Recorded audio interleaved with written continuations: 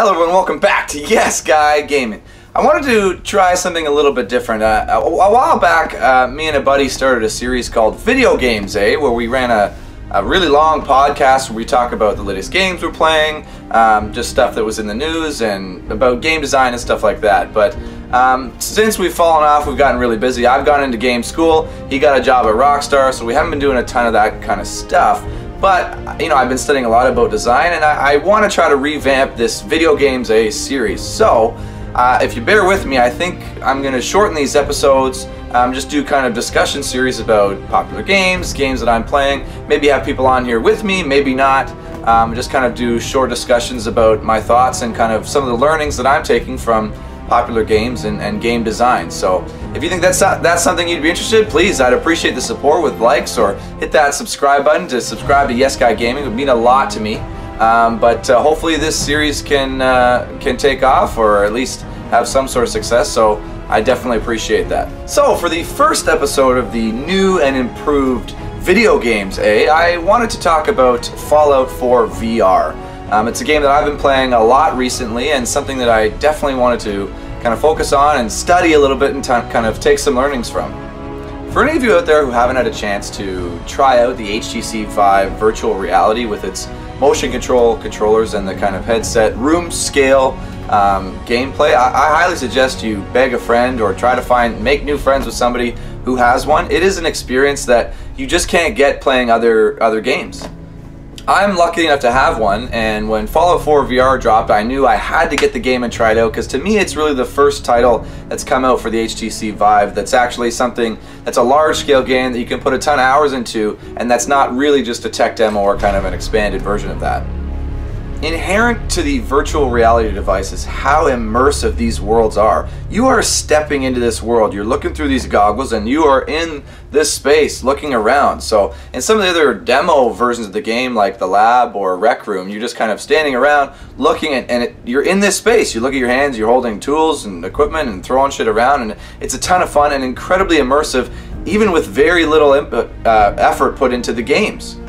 It's a pretty crazy task for the team at Bethesda to bring the game Fallout 4 into the HTC Vive and make it functional and actually run properly on anybody's system.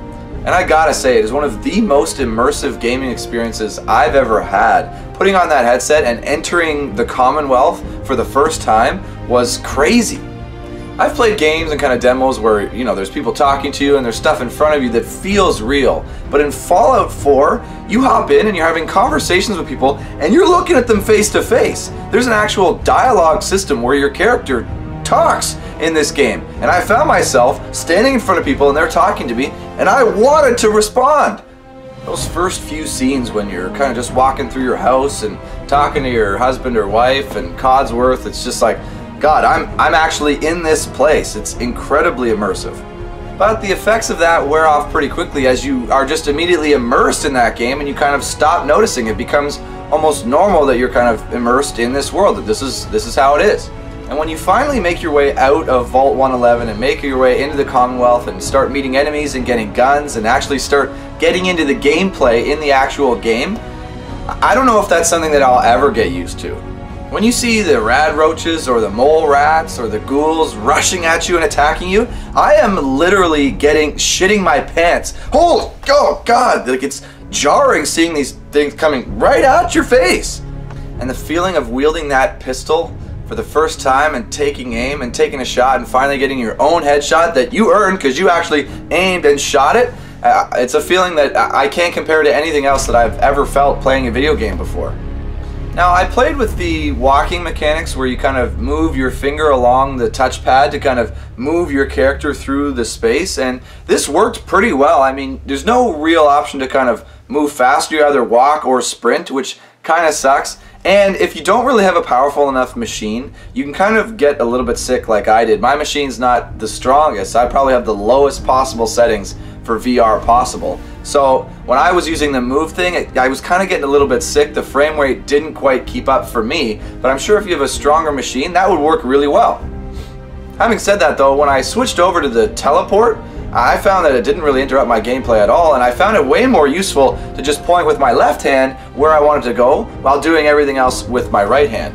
I've played Fallout 4 a lot on the PlayStation 4, but when I entered into the Fallout 4 VR, it was a totally different game experience for me.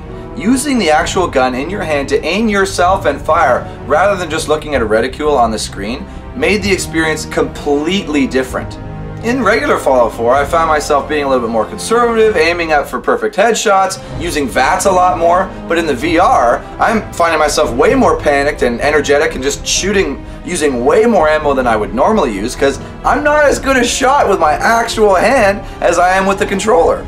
Of all the hours I've spent playing Fallout 4, Fallout 4 VR was probably the first time that I actually genuinely felt scared.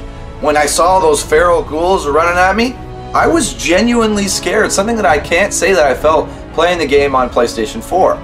Now the one thing that I wish they had spent a little bit more time on is implementing the VR's motion controls into gameplay. The gunplay works well, and that's kind of the star of the game, but everything else around that, use of the menus, you know, picking up items and stuff like that, is pretty much the same as it was in the console edition, which makes the menu so difficult to navigate through. The controller doesn't really have a D-pad properly set up because the touchpads are kind of very sensitive and you need to touch a certain area on the side and to make it work. So when you're using your Pip-Boy, it's cool, you can bring it up to look at it. It doesn't pause the game though, which kind of sucks. Well, but it's immersive, I don't know, take your pick on that. But it's tough to navigate through because you're using your left hand while holding it this way.